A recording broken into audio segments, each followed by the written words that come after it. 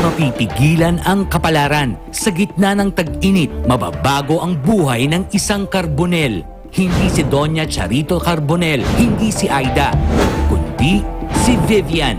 Teka, sino? Kilig talaga, as in. As in, may ganun pa. Minsan may konting tili. Ay, si Alden!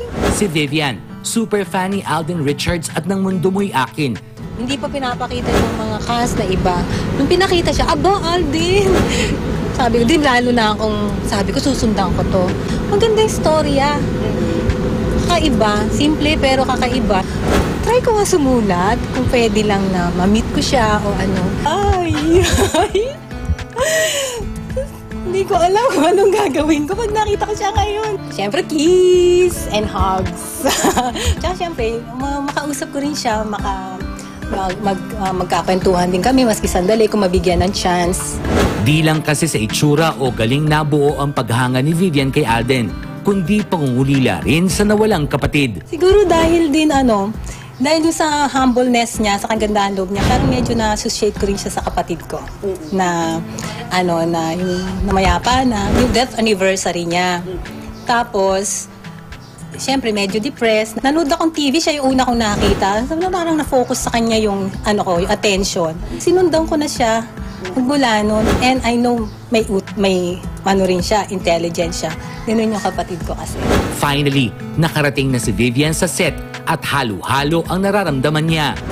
Excited, nervous. Jerome!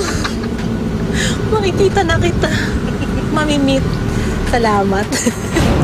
Jerome, ako yung isang Carbonell, pero hindi kita aapihin, kundi ika'y aking mamahalin. Hi, Vivian. Hello. Gusto po. Alden po. Yes, of course. Can I kiss you na? Sure. Gusto po. Mabuti naman. Okay naman. Thank you. Welcome po sa set ng Mundo Mo'y Akin. Thank you.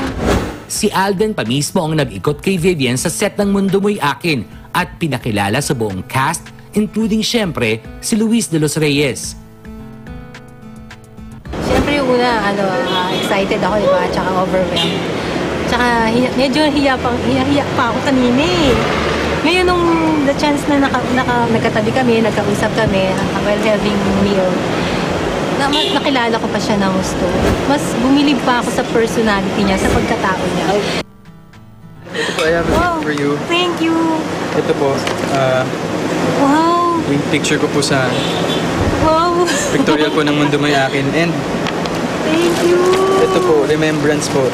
Shirt ko po siya na binili from Coated and Hang.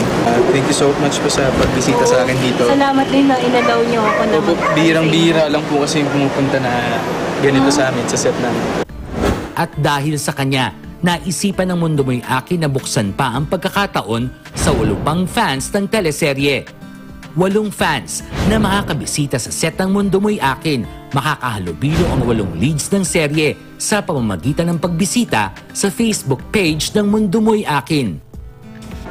Mundo Mo'y Akin. Yes, thank you po. Thank you po sa, of course, thank you rin po sa pagpunta dito. And maraming salamat po for giving me an inspiration. As an actor po kasi, mas napapaganda po namin yung trabaho when we have people like you po.